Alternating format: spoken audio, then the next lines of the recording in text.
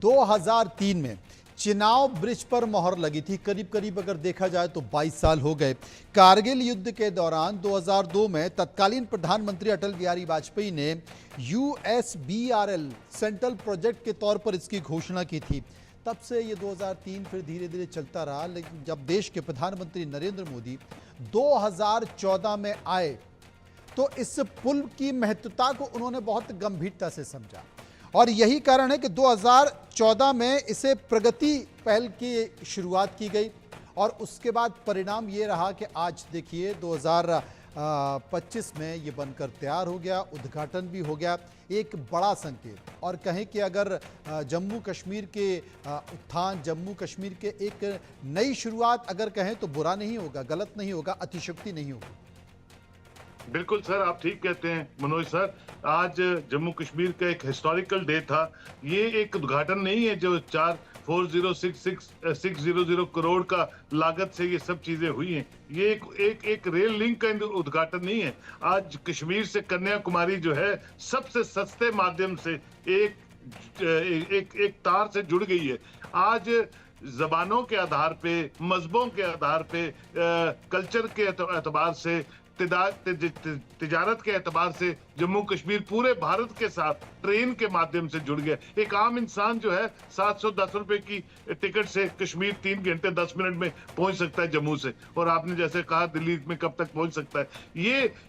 ये दर्शाता है कि प्राइम मिनिस्टर मोदी जब से बने हैं, आज 11वां साल है उनका, वो 30-32 बार जम्मू कश्मीर आए। आज से पहले ऐसे कोई प्रधानमंत्री भी इतनी बार जम्मू कश्मीर में नहीं आए। वो जम्मू कश्मीर के लोगों के दिलों को जानते हैं। वो जम्मू कश्मीर के लोगों के एस्पायरेशंस को पे खरा उतरना चाहते हैं। और यही एक रिजल्ट था कि जब इलेक्शन यहाँ हुई, जो हम देखते थे 2%, 5%, 6%, बिल्कुल इलेक्शन कमीशन ऑफ इंडिया का बहुत बड़ा रोल था, लेकिन प्राइम मिनिस्टर की जो पॉलिसी थी टुवर्ड्स जम्मू कश्मीर के लोगों की, पॉलिटिकल पार्टीज की मैं बात नहीं कर रहा हूँ, सिर्फ जम्मू कश्मीर के लोगों को रिहेबिलिटेट करने की बात कर रहा हूँ। वो लोग 75% पोलिंग में पार्टिसिपेट करने के लिए उमड़ गए। बुजुर्ग, छोटे बच्चे, डिस्पाइट स्नो बाउंड एरियाज के, डिस्पाइट वेदर कंडीशंस के। वो दर्शाता है। और पहलगाम अटैक में आपने देखा, ये वही जम्मू कश्मीर है जो पत्थरबाजी या हुर्रियत की कॉल्स पे 2-2 महीने शटर बंद करके घरों में बैठे रहते थे। आज पहलगाम अटैक पे बाद जम्मू कश्मीर के लोग बगैर मजहब और मिल्लत पाकिस्तान के खिलाफ नारे देते रहे। पाकिस्तान की वो रेडिकलाइज स्पीचों को नकार के पाकिस्तान के उन हुक्मरानों को गालियां निकालते रहे कि हम हिंदुस्तानी हैं और इंसानियत का यहाँ कत्ल नहीं होने देंगे। हमें अपने प्रधानमंत्री पे, अपने मरकज पे पूरा भरोसा है। वही जमहूरी निजाम को यहाँ और मजबूत कर सकते हैं। ये सब चीजें दर्शाती हैं कि आज जो कहते हैं वो करते हैं। देखिए 84 में इंदिरा जी ने इसका कंसीव किया था आइडिया। 72 में जम्मू में पठानकोट से ट्रेन पहुंची। देखिए 10 साल, 12 साल, 14 साल बहुत बड़ा वक्त नहीं होता है एग्जीक्यूशन ऑफ वर्क्स को, लेकिन रात दिन यहाँ पे काम हुआ और ये आज समर्पित किया जम्मू कश्मीर के लोगों के।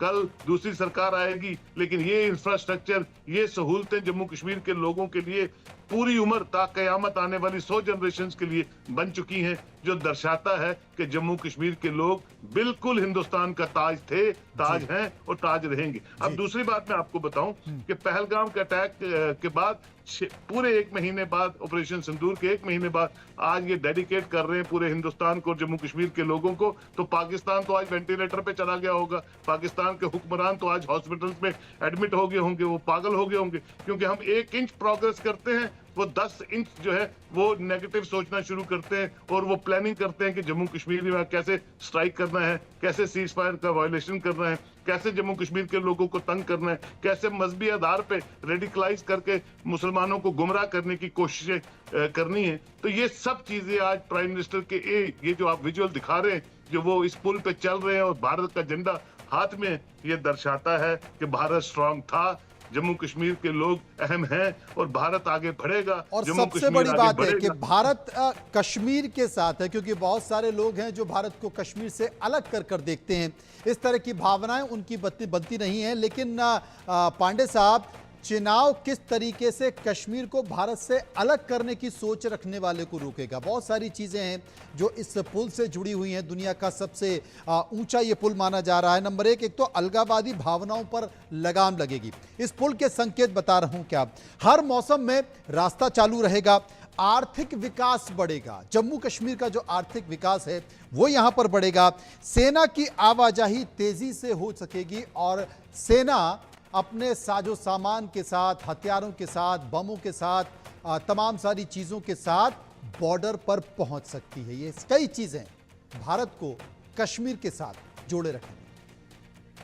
देखिए, निश्चित रूप से कई कीर्तिमान स्थापित होने हैं और कई कीर्तिमान हो चुके हैं और इस समय आज की तिथि में सभी भारतीयों का सर जो है गर्व से ऊंचा होगा, क्योंकि हमने वो कर दिखाया जो कि शायद आज से एक दशक पहले कोई सोच भी नहीं सकता था।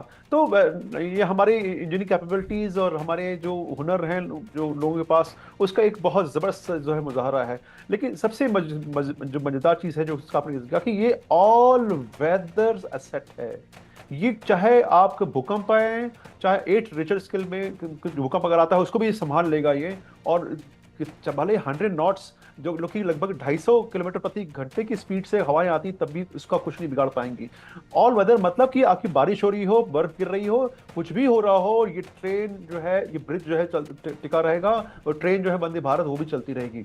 तो ये एक बहुत बड़ी जो है अचीवमेंट है कि आप विपरीत परिस्थितियों में, विषम जब मौसम है, आपकी जो चारों तरफ मौसम आपके आउट ऑफ कंट्रोल है, जहाज रुक जाते हैं रोड पर, जो रोड पर कुछ गिर जाता है तो सब बाधित हो जाता है। लेकिन ये जो है एक बहुत बड़ा रिसोर्स है। अब इसके फायदे क्या होंगे जब आपको ऐसे ऑल वेदर कनेक्टिविटी मिलेगी? तो सैन्य जो आपने जिसका जिक्र किया, सामरिक दृष्टि से ये हमें बहुत बड़ा प्लेटफॉर्म उपलब्ध करा रहा है। निश्चित रूप से चाहे हम अमेरिका के चाहे हम पाकिस्तान के खिलाफ कोई एक्शन ले रहे हों या चाइना के खिलाफ एक्शन ले रहे हों, लेह में कुछ पहुंचाना है हमको है, लेह से आगे हमको ऑपरेशंस करने हैं, उन सबको जो भी लॉजिस्टिक सपोर्ट है वो किसी भी स्ट्रेटेजिक नेचर का, उसको हम आसानी से ले जा सकेंगे। और अभी तो शुरुआत है। अभी देखिए जैसे जैसे चीजें होती हैं, आप अनुभव होता है और आप उसको और तराशते हैं और बेहतर करते हैं। तो निश्चित रूप से जो हमारे मिलिट्री ऑब्जेक्टिव्स हैं उनको को हासिल करने में बहुत आसानी होगी।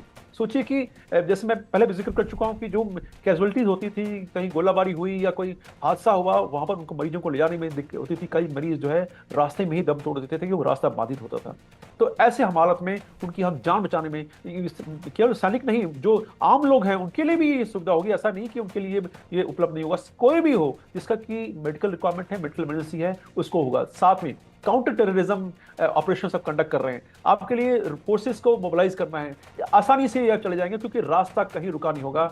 आप रात को जाइए, दिन में जाइए, कभी जाइए, वहां पर कोई रुकावट नहीं होगी। तो आपके जितने ऑपरेशंस हैं जो बाधित होते थे इन फिजिकल और इन्वायरमेंटल रीजन से, वो जो है अब प्रभावित नहीं होंगे। आप बेहतर कर पाएंगे। आपके वहां के लोगों की सुरक्षा, देश की सुरक्षा को, आप जो शांति हमारे देश में बनी हुई है उसको प्रभावित नहीं होने देंगे।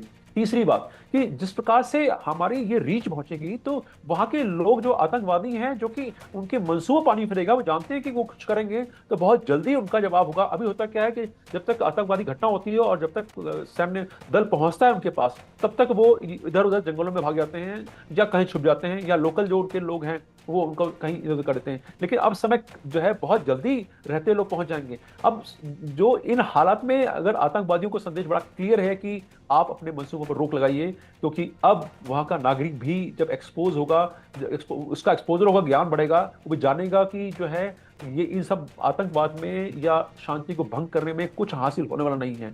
बच्चों की शिक्षा, लोगों के जो है अच्छा जीवन स्तर, लोगों के लिए आराम से मिलती हुई रोटी और बढ़िया जीवन स्तर, ये महत्वपूर्ण है। तीसरी बात, जो इकोनॉमिक बूस्ट होगा, वहाँ के एप्पल, केसर, जो ड्राई फ्रूट्स हैं, हैंडीक्राफ्ट हैं, वो वहाँ का होगा। वहाँ की जो महिलाएं हैं उनकी कशीदाकारी में, क्योंकि मैंने जैसा जिक्र किया 1990 1991 2 साल में वहाँ रहा हूँ, इतना बढ़िया कशीदाकारी करती हैं।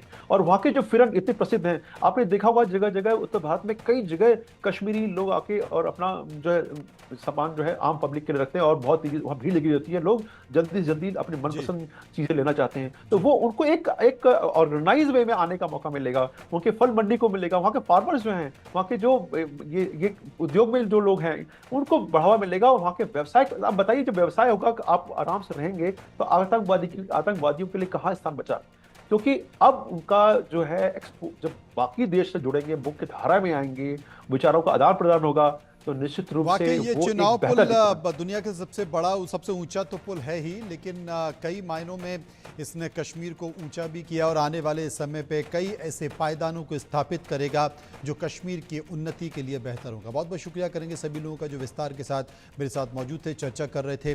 रुकेंगे यहाँ पर कुछ पलों के लिए, वापस आएंगे तो बात करेंगे आदमखोर की जिसने परेशान कर रखा है।